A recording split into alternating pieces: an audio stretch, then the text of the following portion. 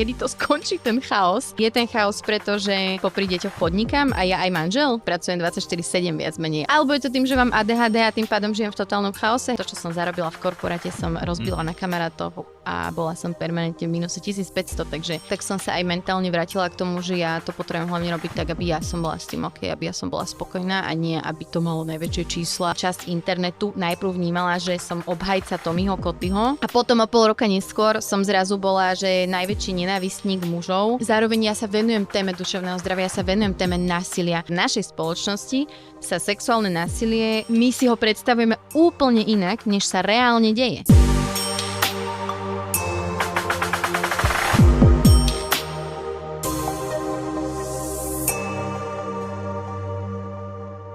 Kto stráži strážcov? Znie taká známa filozofická otázka. A mohli by sme ju teraz transformovať do takej podoby, že kto vyspovedá podcasterov? Takže ja sa o to minimálne pokúsim, pretože myslieť si, že ľudia, čo kladú otázky, nemajú čo povedať, by bol asi podľa mňa omyl. A dnes sa nás o tom pokúsi presvedčiť moja dnešná hostka. Je to Peťa Zvoníková, známa ako Peťuš na skle. Ahoj. Ahoj. Na skle či na skli? Na skle. K tomu sa ešte dostaneme. Ale počuj, čo o tebe hovorí umelá inteligencia. Ježiš. Gemini. Akože teba zatiaľ asi najlepšie trafila po pravde. Okay.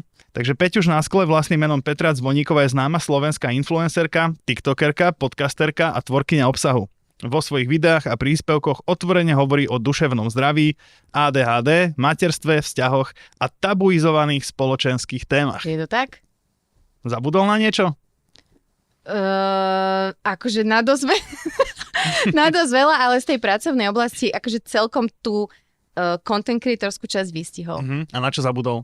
Či to je nejaká osobnejšia skôr stránka? Zabudol nie. Akože ja mám aj iné aktivity okrem toho, hej, že napríklad som manažérka rapovej skupiny, alebo akože neboli tam také tie osobné veci, že mám manželka, neviem čo je toto, takže... Tak daj, ktorej? Hej, nerieš.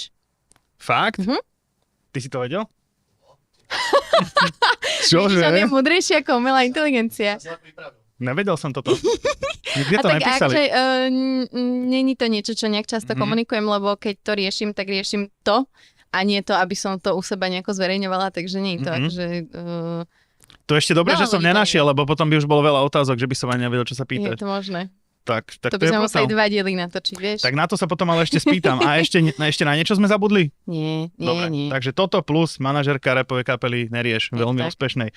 No dobre, tak začneme teda rovno od podlahy, že prečo vlastne na skle tá prezývka, povedz nám, ako to vzniklo. Už si to asi hovorila niekedy. Áno, ale je to vec, na ktorú sa ma stále ľudia pýtajú, aj akože na Instagrame, aj na rozhovoroch a v podstate to neznamená nič konkrétne, ale ja mám teda mamu Češku, čiže my sa rozprávame po česky, sesternicu Američanku, takže sa rozprávame tak akože takou lámanou trnavčinou, angličtinou a vlastne ona raz prišla domov, keď bývala u našich a tak roztvorila dvere a hovorí, že na skle! S tým americkým prízvukom. A ona vlastne nechápala, že na skle sa hovorí, keď sa odchádza, nie keď sa prichádza. A odvtedy my sme si to ako rodina tak nejak privlastnili a ja som kedysi, dávno som nahrala jeden rapový track a v tých adliboch bolo presne, že na skle. Takže už roky sa to so mnou nejak tak nieslo a keď ja som vlastne kedysi blogovala po anglicky a v zahraničí, keď som žila. A YouTube som robila po anglicky a keď som sa rozhodla, že teda po takej krátkej pauze, že sa chcem k tomu vrátiť a už po slovensky a na Slovensku, tak som tak hľadala, že čo je také moje nejaká značka, nejaké slovo, niečo a proste toto z toho tak nejak vyplynulo. Takže na skle je celý čas akože na skle, skrátka na skle. Áno. OK.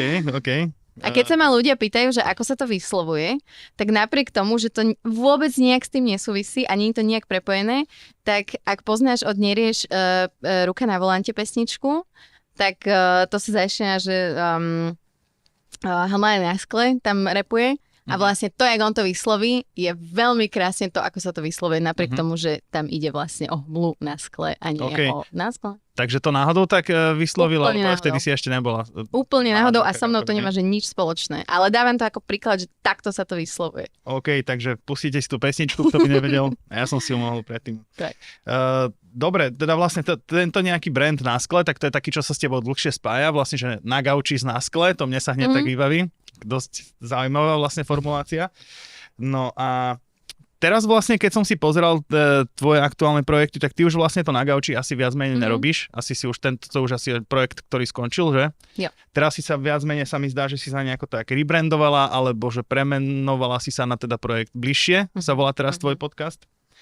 A teda povedz nám, že aká je genéza za týmto, že prečo si zmenila ten koncept a že či sa aj nejako zmenili témy, ktoré komunikuješ a či je teda na gauči úplnou minulosťou. Vieš čo, ja som to na gauči začala robiť veľmi spontánne a prvý diel vyšiel, myslím, že koncom roka 2018 alebo tak nejak. Lenže ja som mala vtedy pármesačné babetko doma a potom sme sa veľmi tak narýchlo, neplánovane sťahovali a ja som to točila doma, hej. Čiže na chvíľu som to úplne odložila a vrátila som sa k tomu o nejaký čas neskôr. A vlastne jediný diel, ktorý bol na gauči, reálne bol ten prvý, úplne prvý. Ale bolo mi také, akože už som si zvykla na ten názov a pokračovalo to, aj keď teda sme sedeli na stoličkách, aj keď sme sedeli na kreslách, ale minulý rok, alebo teda celkovo posledné 2-3 roky, ja som si prešla takým nejakým zvláštnym vnútorným prerodom, hlavne aj čo sa týka mojej práce. A tak som si nejak zhodnotila, keď prišla taká prestávka v tom podcastovaní celkom neplánovane, že asi potrebujem sa rebrandnúť, ale ani nie tak pre tých ľudí, alebo pre to, ako to vyzerá, alebo niečo, ale pre seba. Aby pre mňa to bolo znovu nové, v niečom fresh a rozmýšľala som vlastne, že ako to poňať možno ešte podcastovejšie. Možno aj na prvú, aby ľudia videli, že toto nie je interview, ale je to podcast, kde sa dvaja ľudia rozprávajú, že to má byť akože flowing rozhovor a nie, že ja sa spýtam krátku otázku a host krátko odpovie a proste tak sa na seba pozeráme a nevieme, že čo. A takže preto aj tá posteľ a vlastne celkovo by som možno časom z toho bližšie chcela spraviť taký brand a možno aj platformu pre podcasty, ktoré nie sú pod nejakým veľkým vydavateľom a ktoré akože hľadajú možno alebo chcú pomôcť možno v tej online nejakej distribúcii tých reelskách a tak ďalej. To je určite zaujímavé a vlastne cítiš aj, že nejaké témy, ktoré v živote riešiš, sa zmenili? Lebo tak to bolo také, že povedzme, že lifestyleové viacej, možno občas, že až do klebiet zasahovalo by som povedal, lebo že tak bulvár ľahko obtieralo. Aspoň teda pár dielov, čo som videl. No a teraz vlastne aj tie témy nejaké, nad ktorým sa zamýšľaš, ktoré ťa zaujímajú v reálnom živote, sa zmenili? Vieš čo, to ani nie, ale skôr tak inak vnímam ten influencerský svet a tú tvorbu, ako ju robím, ako ju chcem robiť. A nejak tak som sa aj mentálne vrátila k tomu, že ja to potrebujem hlavne robiť tak, aby ja som bola s tým OK, aby ja som bola spokojná a nie, aby to malo najväčšie čísla alebo aby sa to každému páčilo a tak ďalej. Čiže fakt ja to chcem proste robiť podľa seba a je mi oveľa dôležitejšie, aby to počuli ľudia, ktorí s tým súznejú, než ľudia všetci a veľa a aby proste, vieš. Chápem. Komunita. No a povedz nám teda, že čím sa ty vlastne presne živíš? Máš teda dosť tých aktivít, si okrem toho, čo som vlastne vymenoval, tak poďme si to povedať, si teda podcasterka, si influencerka, si blogerka stále, robíš blog, alebo to už aktívne nebloguješ? Vieš čo, veľmi obmedzenie a primárne na mojom Hero, lebo ja veľmi rada píšem. Proste pre mňa je to taká forma terapie a vždy to tak bolo. Ja som mala 13 rokov a písala som proste o svojich pocitoch z toho, jak sa spolužiak zachoval a neviem čo. Také bravičko? A také, akože áno, ale také veľmi akože z hĺbky. A hrozne som sa hanbila, že si to práve ten spolužiak prečíta a zároveň som trošku chcela, aby si to prečítal, lebo vykomunikovať som mu to nevedela. Takže na to Hero píšem ešte také zamyslenia a občas to preklapám do Instagramových postov. A čím sa teda živíš? V podstate primárne je to tá tvorba obsahu, čiže spolupráce. Aj to Hero samozrejme niečo prispieva do toho, samozrejme YouTube, podcasty a vlastne aj ty máš aj YouTube, takže aj z toho asi niečo. Áno. Takže A samozrejme ešte teda to manažovanie, že mne sa to tak akože vyskladáva z viacerých vecí. Väčšina ľudí, a je to čo veľmi som tu mal, neisté, inak musím povedať, že... väčšina ľudí, čo som tu mal, to majú presne takto diverzifikované, keďže sme na Slovensku a z jedného príjmu ako keby, že ťažko dáš tak. 5 dovačku. Niekedy áno. No a teda najväčšiu časť tvojich príjmov teda tvoria tie spolupráce influencerské, hej, že to je niečo, ktoré dá sa povedať, že čo ťa živí? Ešte áno, áno. Je to iné, než to bolo pred pár rokmi. Pred pár rokmi to bolo vyslovene tak, že vďaka influencerským spoluprácam som mohla robiť podcast, lebo som ho financovala z tých spoluprác. Teraz už sa to viac tak vyvažuje aj presne tým Hero a tým, že tých spoluprác je menej, takže je to už teraz tak pol na pol, by som povedala, že podcast a spolupráca. A či myslíš, že je menej spoluprácu? Tak jednak tým, že mi nerastie ten profil tak, ako mi rastol pár rokov dozadu. Jednak tým, že celkovo ja počúvam, že to mediálne prostredie a marketing, že veľmi sa katujú budžety, projekty sa nerobia, do reklamy sa netlačia peniaze, proste sme na Slovensku. Je tu nejaká pofiderná konsolidácia, ktorá vôbec nefunguje a je to strašne cítiť.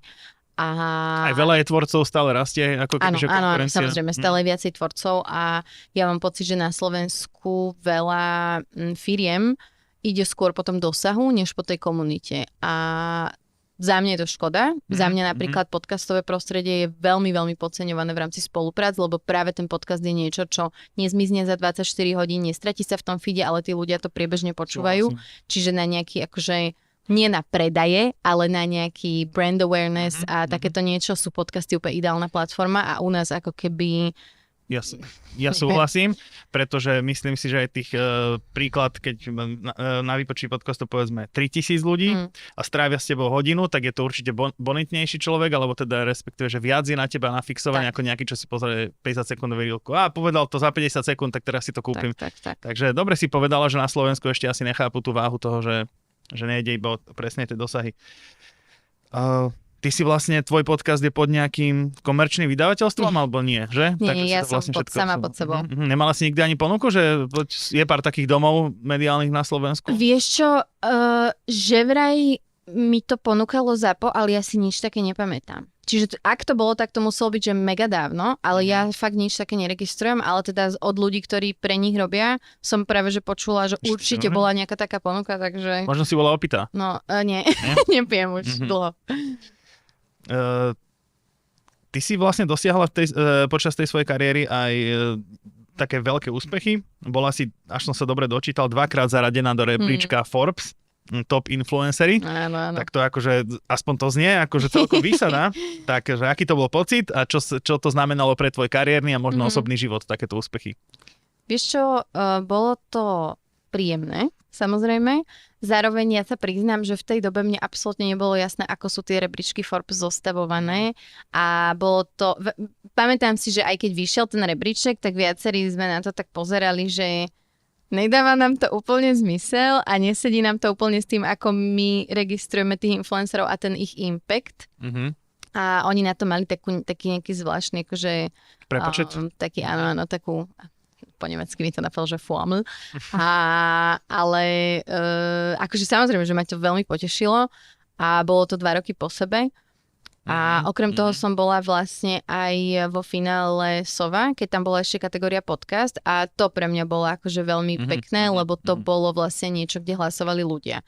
A tým, že som nezávislý podcast, tak dostať sa, a vlastne aj v podcaste roka som bola v takých tých top nomináciách aj tento rok, takže keď tam hlasujú ľudia a zoberú si čas zo svojho dňa na to, aby vlastne ťa takto podporili, tak je to strašne pekné pre mňa a vážim si to.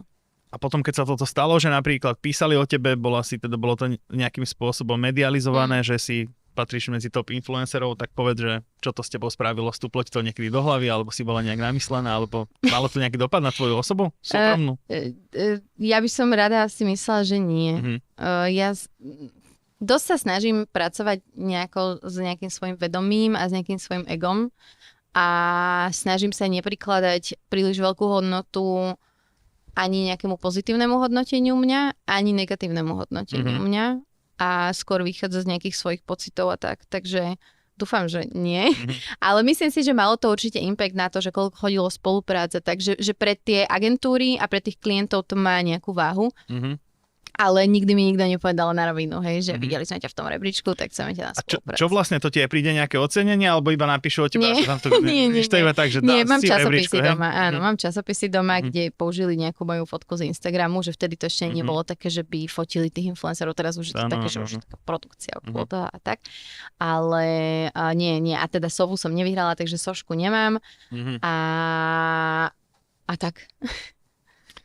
No a teda o tebe je známe, teda, že si matka, však sa tým ani netajíš, robíš aj nejaký taký content. No, tak, dokonca mi to vyčítajú niektorí. Že si matka? Že to spomínam príliš veľakrát, že som matka. No, tak ale to už ľudia by podľa mňa vyčítali hocičo. Je to tak. No ale teda vymenovala si dosť aj veci, ktoré robíš, tak nám teda povedz, že ako vyzerá taký neprikrášlený ten materský manažment s týmto všetkým, čo robíš.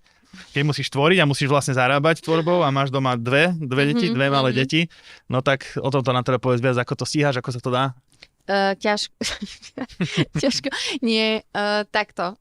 Ja si myslím, že u mňa je taká tá hlavná prekažka. Inak včera som o tom písala príspevok, ktorý asi dneska zverejním, ako dopíšem. Presne o tomto, že sa pýtam otázku, že kedy to skončí ten chaos. A zamýšľam sa nad tým, že je ten chaos, pretože vlastne popri deťoch podnikám a ja aj manžel, že je to preto, vieš, že to není zamestnanie, že 9 to 5 a potom sklapneš laptop a už si ideš svoj život. Hej, že my pracujeme 24/7 viac menej, alebo teda minimálne v hlave to máš 24/7.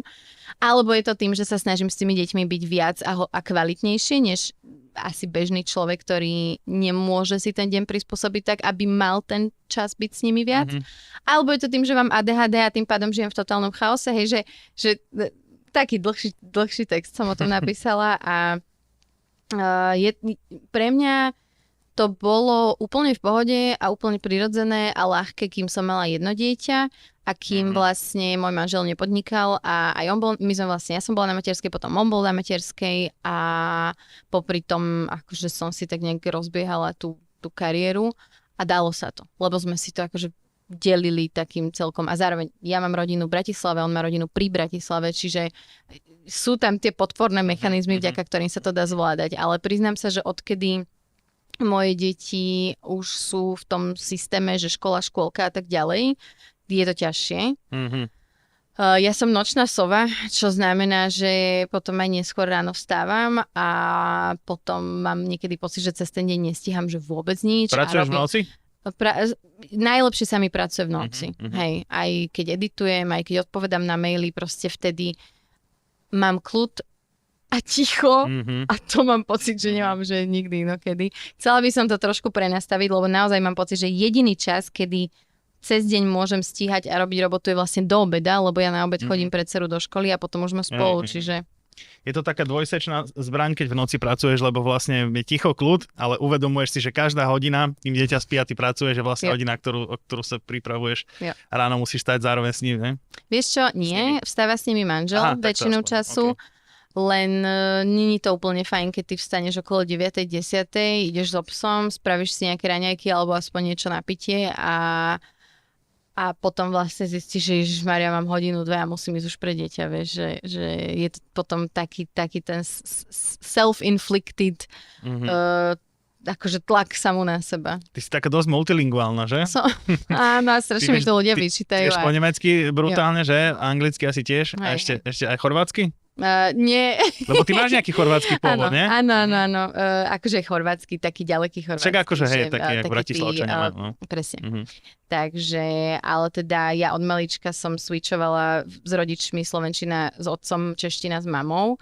Aj teda s tými zvyšnými členmi rodiny a to si myslím, že mi dalo základ toho, že akože prepínam. Že vieš rýchlo prepínať. Hej, len teda nie vždy to prepne a potom to slovičko ti napadne. Nevadí, ja to tam potom AI dorobím, keď povieš, že zle. Ježiš, úplný dál. Akože anglické v pohode, ale keď nejaké to nemecké flamul, či čo to bolo, tak Jedno iba bolo.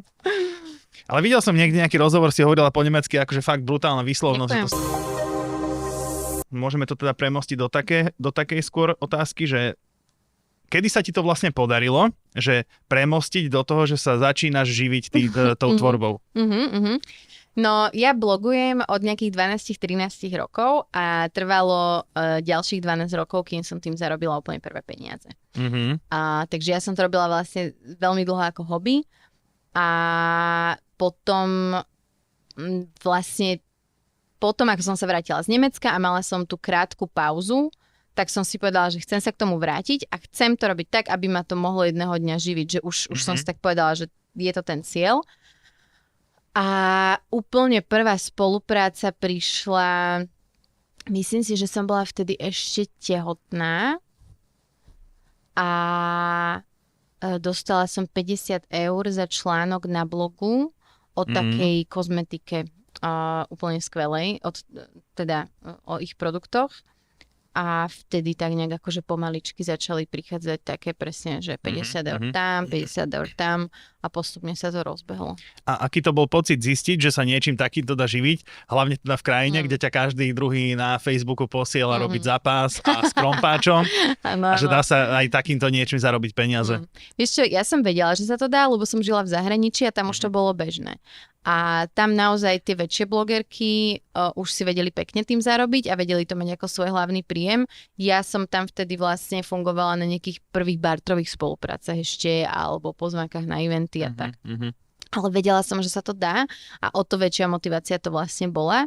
A potom už aj na Slovensku som si začala všímať, keď som nejak tak začala vnímať tú blogovú scénu, že OK, že už sú tu nejaké platené spolupráce a tak. Takže už som si potom aj ja povedala, že to chcem a že sa mi to páči tá myšlienka vlastne takým niečím zarábať, ale keď som to úplne na začiatku začala robiť, tak to neexistovalo, že tým by sa niekto živil. Takže zatiaľ si nekúpeš krompač? Máme krompač doma na záhrade u našich. Takže si pripravená, keď zase napíše Jozef Novák z Partizánskeho, budeš pripravená. Tak. Ahojte. Prepáčte, že vám do toho skáčem. Chcem vám len povedať, že sledujete skrátenú časť rozhovoru. V plnej verzii sme išli poriadne do hĺbky a pýtal som sa na delikátne veci, ktoré nie sú určené pre všetkých. Ako napríklad tieto. Keby zrušia sociálne siete, tak by si išla robiť predavačku do Rakúska? V tej dobe, kedy ja som ešte bola, že single, tak to nefungovalo úplne ešte takto. Kde podľa teba končí alebo začína tá miera tej zodpovednosti toho influencera za to, čo promuje? Že... Plačkame do vankúša, že ako je to negatívne prostredie a jak mne tam vyskakujú ľudia, ktorí ma iritujú. Nám sa stala napríklad taká vec, že môj muž ohluchol na jedno ucho, keď sme boli v Ríme. A máš nejaký biznisový alebo tvorcovský sen? Čo by si chcela dosiahnuť? Určite boli hejty, ktoré sa ma veľmi dotkli.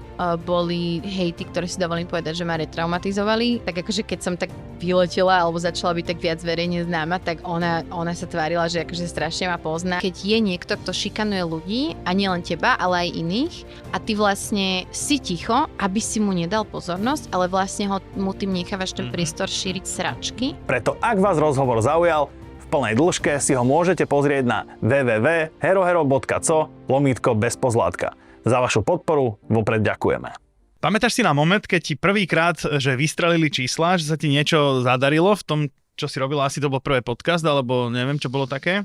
No, či si na to spomínaš, je prvá otázka. A druhá vec, že čo bola podľa teba tá vec, vďaka ktorej si vystrelila, čo ti kúpilo miesto na slovenskom internete?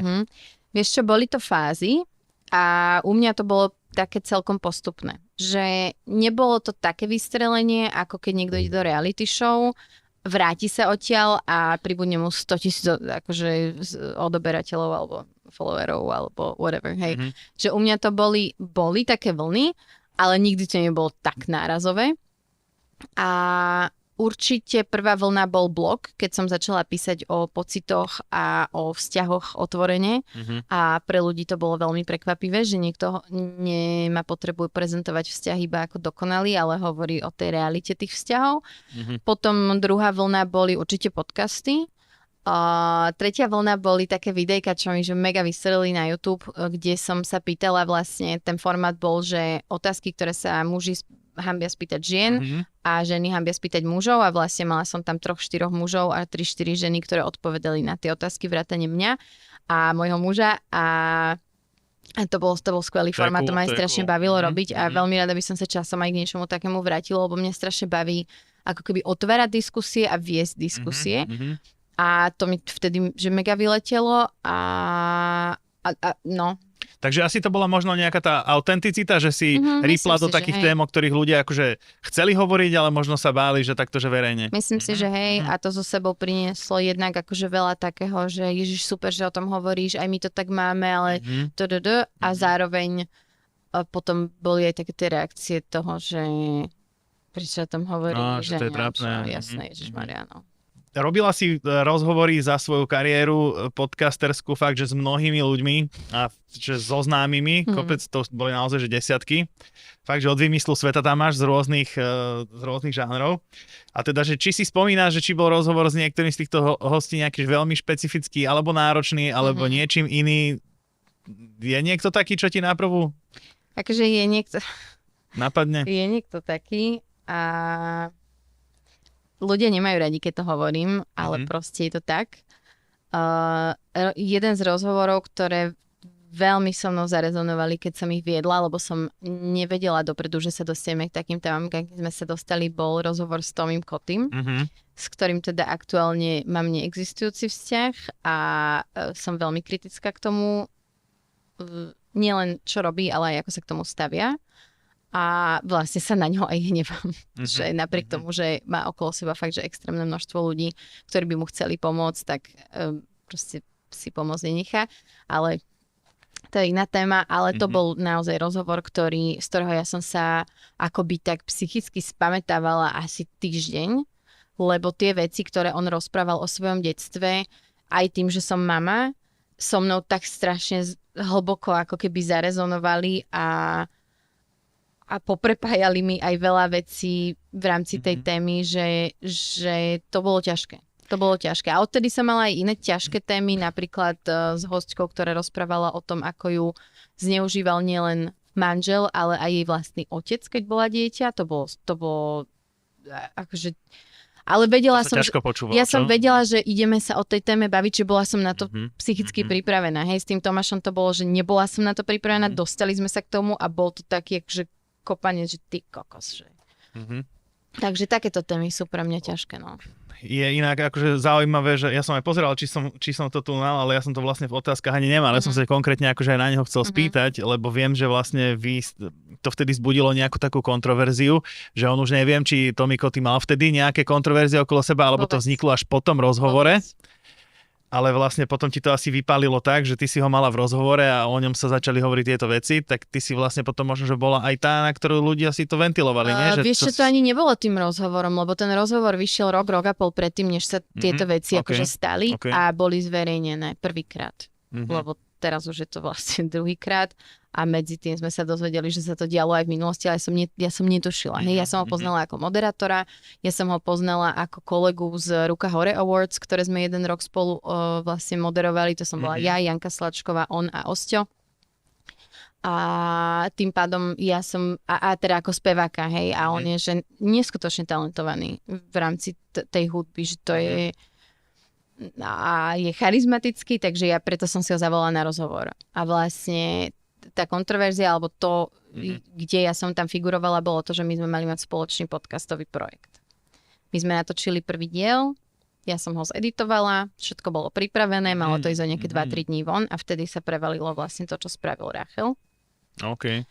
A to bola ako keby jedna vec, prečo som figurovala v tom celom, že ľudia vedeli niektorí, že s ním budem mať projekt a ako keby, že mali tendenciu ma konfrontovať s tým, či som o tom vedela, nevedela a tak ďalej.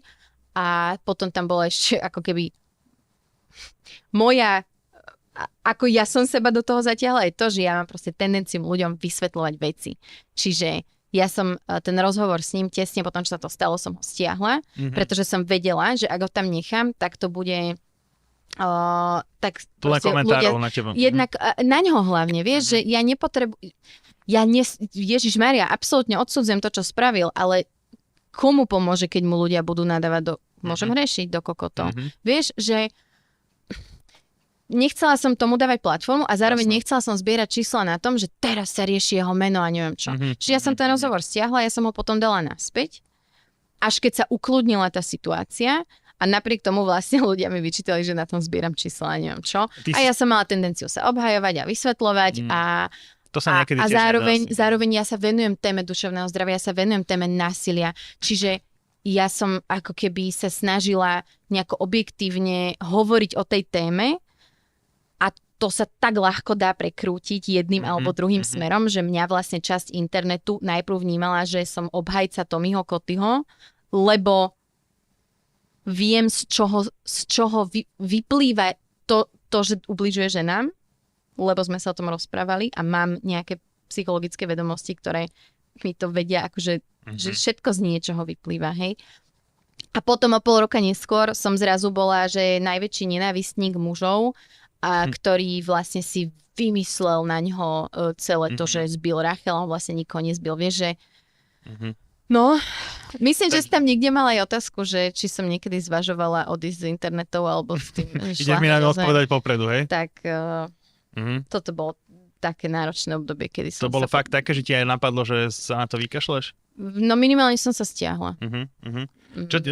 Čo tak vyčerpali tie názory tie ľudí? Bolo to fakt, že takú vlnu hejtu si Áno, lebo ono sa to zmiešalo ešte s inými hejtmi za iné veci od iného človeka zase, ktorý má veľmi rád v úvodzovkách.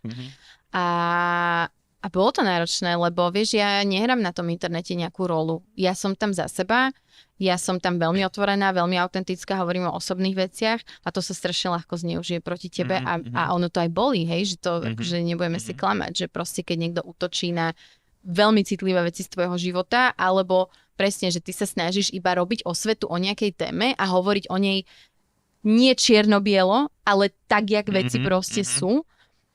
Tak keď ľudia vlastne potom ti vkladajú do úst nejaké veci, ktoré nepovieš, alebo na teba útočia proste tak, že si to prekrútia, tak je to strašne nepríjemné. Že ľudia to vlastne všetko berú tak čierno-bielo, že? Extrémne, že vlastne, extrémne. Ako napríklad, keby teraz poviem, že mám kamoša Rusa, keby poviem, ak môžeme kamoša Rusa, No, že? napríklad, presne. Nemám, ale akože dal som mi taký príklad. Keby mám, tak neviem, či sa ho vzdám za to, že jeho krajina útočí na druhú. No a zase, to není čierno-biele, lebo záleží od toho, že aký on má názor, ako on sa k tomu, ale ľudia to takto vnímajú, že tak alebo tak. No vlastne už sme to asi aj dosť prebrali, ja som sa ešte chcel vlastne na to spýtať, že potom ľudia majú takú tendenciu, že keď si vlastne voláš ľudí, že presne, že toto, že ti povedať, že na čo si voláš takéhoto, na čo dávaš priestor tomuto. A ja teraz ako začínajúci podcaster tiež sa nad tým zamýšľam, že kde je tá hranica. Volal som si Paliho Harryho, vieš, kto to je? Asi vieš, ne? Meno poznám, ale vôbec neviem. No a presne sme toto riešili s Mišom, že či sa to vlastne hodí, lebo že no, je to taký kontroverzný týpek, že kde je tá hranica, že či ty si vlastne máš volať iba ľudí s nejakým tým správnym názorom, alebo vlastne dať priestor ľuďom sa vyjadrovať, že ako toto riešiš, že na tých hostiach, čo si vyberáš? Vieš čo, pre mňa to bolo od začiatku o tom, že ja si volám ľudí, s ktorými ja sa chcem rozprávať. Či je to o témach, ktoré nás spájajú, či je to o ich práci, lebo ja som tam mala napríklad stripterku a mňa zaujímalo primárne, že s nimi som sa nebavila o názoroch na politiku, ale práve o tej ich práci, lebo to ma zaujímalo. A veľakrát, aj zo začiatku, keď som mala nejakú takú názorovú oponentku na YouTube, ja už si nepamätám, ako ona sa volala a ona, myslím, že to aj chvíľu iba robila, ani nejako známa, ale akože vtedy nás tak vnímali ako také opozita, hej, že ja som tá liberálna, neviem jaká, ona bola taká konzervatívnejšia, neviem čo, a veľakrát aj reagovala na nejaké moje videá, ale to bolo akože v malom veľmi oproti tomu, čo je teraz. Tak mi ľudia písali, že zavolaj si ju do podcastu, neviem čo, ja viem, že o čom by som sa s ňou rozprávať, mňa ona nezaujíma ma ona, nezaujímajú ma jej názory, že môj podcast, a ja som to tak pre seba ako keby určila, má byť feel good hlavne. A napríklad, ja neviem, keď som tam mala Rachel, hej, tak to bolo veľmi kontroverzné, lebo ona mala vtedy nejakú kauzu s tým, že robili promo, alebo chceli robiť promo Číne, to neviem, Áno, Mikyš, taký český youtuber, nachytal, áno. No a teraz akože jednak to nebolo aktuálne, keď sme točili ten podcast, stalo sa to až tesne, ak sme vydávali ten podcast, tak aj vtedy vyšlo hento. A teraz ľudia ti tam píšu do tých komentárov to s tou Čínou, neviem čo. A zároveň, že ona hento propaguje a toto propaguje a bola proti očkovaniu počas covidu a neviem čo. A vieš, ja som si ju tam zavolala primárne na to, že sme sa bavili o akože témach, ktoré nás spájajú a podľa mňa je normálne, že aj človek, s ktorým v niektorých veciach nesúhlasím, tak v iných veciach spolu môžeme A môže mať súhlasiť. aj dobrý názor. A môže niekedy. mať presne tak, a môže mať v nich aj dobrý názor.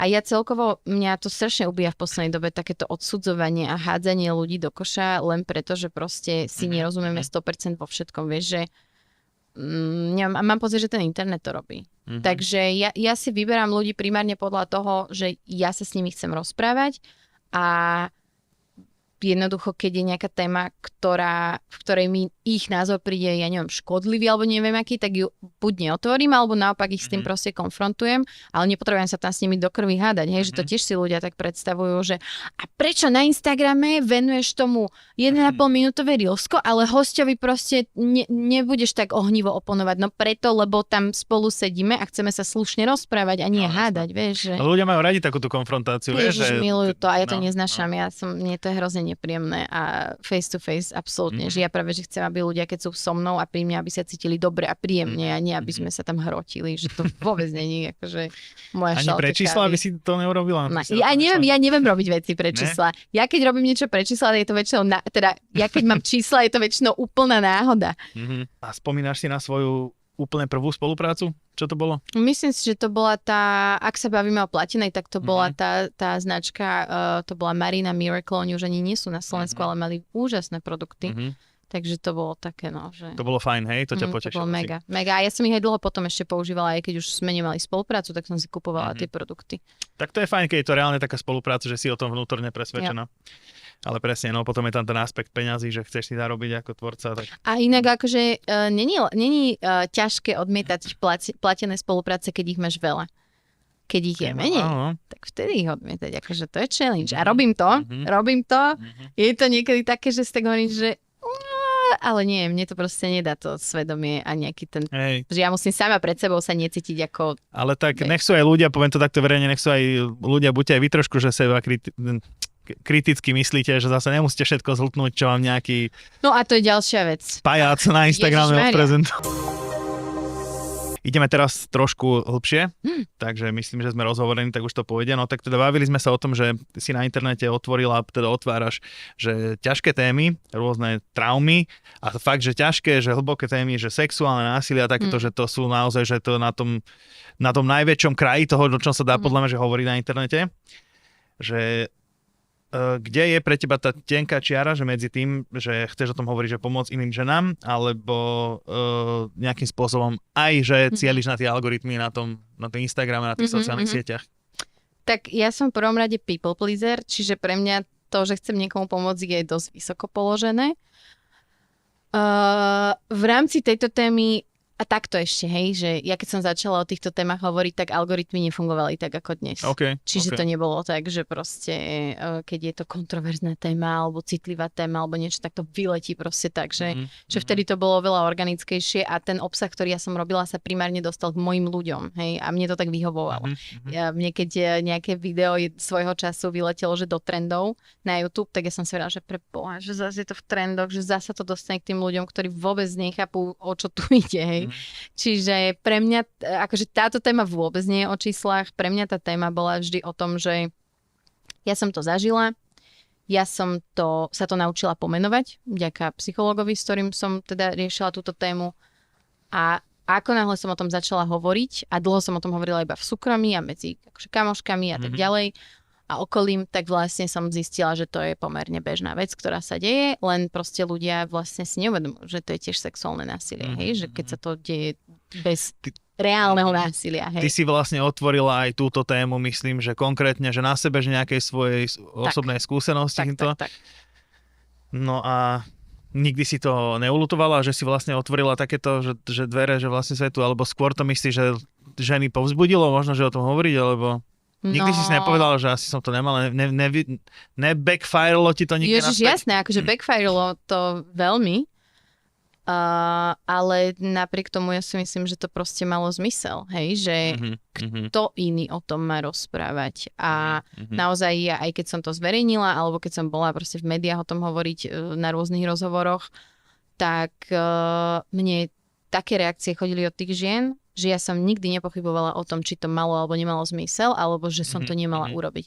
Lebo keď ti napíšu, že stovky žien, a to sú fakt, že stovky žien, buď zdieľajú svoj príbeh s tebou, alebo ti povedia, že toto a toto sa mi stalo a nikdy som o tom nikomu nepovedala, si prvá, ktorej o tom píšem. Alebo ti povedia, že vyhľadala som vďaka tebe terapiu, alebo že viem vďaka tebe pomenovať, čo sa mi stalo. To sú tak silné veci, že to, že potom za to dostanem nejaký hejt, alebo že nejaký hlupák na internete spochybňuje, či to je alebo nie je znásilnenie, mne je úplne jedno, ako to budeme volať. Proste bavme sa o tom, že tu sa deje extrémne množstvo nedobrovoľného sexu a ubližuje to. Proste robí to fakt, že zlobu ubližuje to ženám a nielen ženám, hej. Takže to je tá pointa a o to tu ide. A veľa asi aj teda, že chlapcom a všelijakým týmto nahnevaným mladým mužom na sociálnych sieťach si asi, že vstúpila na otlak, že? A namalovala si terč na čelo, nie? Absolútne, absolútne. A čo pre mňa je napríklad zaujímavé je, že to prišlo až niekoľko rokov neskôr, hej, že ja som tú tému reálne otvorila dvakrát akože na svojich nejakých kanáloch. Raz, keď som zverejnila ten svoj príbeh a raz, keď sa schvaľovala v parlamente tá trestná novela, kde sa mali tie premlčacie lehoty krátiť. To sú dvakrát, čo ja som akože otvorila tú tému. To není, že ja ju v kuse riešim a neviem čo. A vlastne niekto potom o pár rokov neskôr sa rozhodne, že ide reagovať na to video a ide tvrdiť, že som si to vymyslela a vlastne presne vtedy on namaloval vlastne ten terč na mňa a ľudia zrazu to riešia. Akože niekto konkrétny? Áno. Taký nahnevaný mladý. Nahnevaný mladý muž. Chápem, no ale teda, že vieš, ale potom máš takúto klasickú reakciu typickú, že ale prečo hovoria, stalo sa im to a hovoria o tom až teraz. Tak na to čo odpovieš? Aké je na to rozumná odpoveď? Lebo to je typické. Aha, tak ona si teraz spomenula, že pred 15 rokmi niekto, nechcem to zľahčovať, je to vážna téma. Nie, akože je to áno. A tam je presne do toho hra to, prečo ja o tom hovorím, že my to nevieme pomenovať, pretože v našej spoločnosti sa sexuálne násilie, my si ho predstavujeme úplne inak, než sa reálne deje. To znamená, že mne, keď sa to stalo, ja som vedela, že nie som OK, ale ja som nevedela pomenovať, čo sa stalo, lebo ty nečakáš, že tvoj blízky kamarát ti ublíži takýmto spôsobom, hej. A ja som presne ako zvyšok Slovenska, drvivá väčšina, som si znásilnenie alebo sexuálne zneužitie predstavovala, že to sa deje s cudzými ľuďmi, pod hrozbou násilia, neviem čo, ale tak to není. Akože to fakty sú úplne iné. A drvivá väčšina sexuálneho násilia je páchaná ľuďmi, ktorých poznáš, ktorí sú ti blízky. A o to je to ťažšie si vlastne priznať, že takýto človek ti ublíži a o to ťažšie je to pomenovať. Čiže naozaj, že mne roky, ja som to totálne potlačila, hej, že tam hrali viace, a toto robia ženy bežne, hej, že tam sú viaceré obranné mechanizmy, ktoré podvedome sa ti nejako zapnú, hej, čiže to, že zamrzneš, to, že nekričíš, to, že to potlačíš a tváriš sa, že sa nič nestalo, to sú obranné mechanizmy tvojho tela na to, aby sa nezbláznilo z toho, čo sa ti vlastne stalo. Alebo však sa im môžeš bať, že brániš, lebo sa bojíš, že vyvoláš agresiu, ne? A že to tiež môže byť také. Presne tak, áno. Čiže je to tak a to sú akože evolučné mechanizmy, ktoré sa v ľudskom tele vyvinuli a ja to vždy hovorím na tom príklade, že napríklad rúti sa na teba kamión, ty stojíš v strede cesty a sú proste ľudia, ktorí okamžite uskočia a sú ľudia, ktorí zamrznú a jednoducho nedokážu sa pohnúť, lebo sa blíži tá hrozba. Bolo ťažké vlastne výjsť s takýmito vecami, že na povrch, že si povedal, že ľahko to nebolo, ale tým, že ja som si to vlastne spracovala na terapii a myslím si, že veľký faktor bolo to, že som bola šťastne zadaná, už som mala dieťa a tak ďalej, čiže ako keby už som bola v novej kapitole života, o to ľahšie sa mi vlastne o tom hovorilo, ale nie je to easy a doteraz je to, akože nie je to príjemné vôbec. Pozeráš aj ty sama nejaké reelka, že tráviš nejaký čas na Instagrame, tak, a čo také pozeráš? Taký obsah konzumuješ? Receptíky? Vieš čo, na TikToku mám napríklad vycvičený ten algoritmus na také témy, ktoré ma zaujímajú. Psíky? Nie. Mamičkársky nejaký content? Nie, ježiši, nie, preboha. Tak už ďalej neviem. Nie, akože áno, výchova ma zaujíma, rešpektujúca výchova, to mi občas niečo vyskočí, ale ja sa akože držím ďalej od mamičkovských Instagramov a takýchto vecí. Okay. Alebo matky sú niektoré šialené a akože nečudujem sa, ale je to fakt niekedy crazy. ale veľa o tom ADHD, o duševnom zdraví, o manosféra a tieto akože takéto témy, feminizmus, to sú také veci, čo ma zaujíma. História ma veľmi zaujíma, takže toho mi veľa vyskakuje. Svetová politika, tak. Okay. Také dianie. Manosféra teraz utržila veľký blow, čo? Myslíš tým outfitom? No, napríklad aj. No. Tak, vieš, no. Niekto sa tvári, že je zastanca tradičných hodnôt a potom sa zistí, že proste predával ženy a zarábal na nich a trápil ich a ubližoval im, tak to je akože... A ešte sa oblieka aj tak, že by sa to... oblieka ako... Akože nič proti jeho vkusu, ale neviem. To ženy obliekajú. Jeho publikum neviem, či by sa takto oblieklo. No, poďme teraz trošku takej finančnej stránke. Aký je tvoj prístup k peniazom? Aká si dobre, kamoška? To ti rovno, ani nemusíš pokračovať. No. Ja o sebe hovorím, že som finančne negramotná. Moji kamaráti, ktorí sú finančne gramotní, mi hovoria, že nehovor to o sebe, že už len to, že sa zaujímaš o tú tému, znamená, že nie si negramotná, takže nie som finančne negramotná, ale teda... No, tam veľmi zasahuje to ADHD do toho, že celkovo ľudia z ADHD majú veľký problém ako keby šetriť peniaze, čísla vnímať nejako tak ako normálni ľudia a to všetko vedie k tomu, že v minulosti som bola pravidelne v mínuse a ešte keď do toho pridáš, že rád kupuješ ľuďom veci a rád rozdávaš a neviem čo, tak akože to, čo som zarobila v korporáte, som rozbila na kamarátov a bola som permanentne v mínuse 1500, takže tieto skúsenosti ma naučili byť zodpovednejšia finančne, ale... Budeš to mať stále ťažké kvôli svojej diagnóze. Určite áno a tým, že to není pravidelný príjem, ale že to proste skáče a je to také neisté, tak o to ťažšie to vlastne je, že nemáš... Aj si riešiš nejakým spôsobom, alebo teda možno manžel, kto drží kasu, že nejakým spôsobom investície, že či si zabezpečuješ budúcnosť? No toto ja vôbec neriešim. Ty iba štúdiové veci nakupuješ a to je moja investícia. No. Deti, predajte si to. Deti, jedného dňa si to predáte, bola to Forbes Top Influencerka 2022. Vieš čo, ja môjmu manželovi hovorím, že by som si prijala, aby on spravoval naše financie, aj to, čo ja zarobím, a iba mi prideloval nejaké vreckové z toho, lebo si myslím, že by sme boli oveľa lepšie finančne zabezpečení, než sme, keď to mám pod kontrolou ja, alebo teda pod nekontrolou ja. Takže to by mi tak vyhovovalo, ale zatiaľ sme sa tam ešte nedostali a uvidíme, či sa tam dostaneme, ale teda nie. Ja tomu proste pre mňa čísla a pre mňa aj peniaze sú veľmi abstraktná vec a tým, že ja im ani neprikladám nejakú extra hodnotu, čo mi není vždy úplne k výhode, tak pre mňa je to také, že tak sú alebo nie sú a tak keď nie sú, tak zamakám viac. Budú, vieš, že... Okay. Čo ty a umelá inteligencia? Povedz nám, ako ju využívaš, či ju používaš denne a či ju využívaš nejako pri tvorbe? Pri tvorbe ju využívam tak, že mi pomáha vytvárať názvy, lebo ja v tomto som strašne zlá. Akože nadpisy? Že... Hej, že názov podcastu napríklad, akože toho titulka proste konkrétneho dielu, lebo ja nechcem byť proste príliš clickbaitová, ale zároveň viem, že keď je to nudné, tak sa nikto nepozrie, vieš, že ako keby nechávam to na ňom, dám si 5 návrhov a s čím som stotožnená, to si upravím ešte po svojom a akože to použijem. Pomáha mi v takých tých veciach, že napríklad urobiť obsah epizódy, hej, že ja mu tam uploadnem proste prepis celého rozhovoru a on mi dá obsah a takto mi to akože celkom uľahčuje. Reelska si robím niektoré cez umelú inteligenciu, ale aj tak mám pocit, že keď si ich urobím manuálne sama, tak majú väčší výtlak.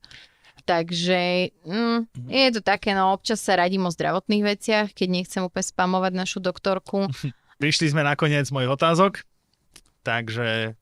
Ja ti ďakujem, že si tu bola. Bolo to veľmi výživné pre mňa, bolo to zábavné, myslím, že aj hlboké miestami, takže ja ti pekne ďakujem, že si na nás našla čas. To bola Peťa Zvoníková, známa ako Peťuš na skle. Takto sa to číta. Prajeme ti veľa úspechov, nech sa ti darí a možno zase niekedy sa tu takto na gauči stretneme. Dobre, platí. Ahoj, sa pekne, čauko. Ak vás rozhovor bavil, v plnej dĺžke si ho môžete pozrieť na Hero Hero, profil bez pozlátka. Za vašu podporu ďakujeme.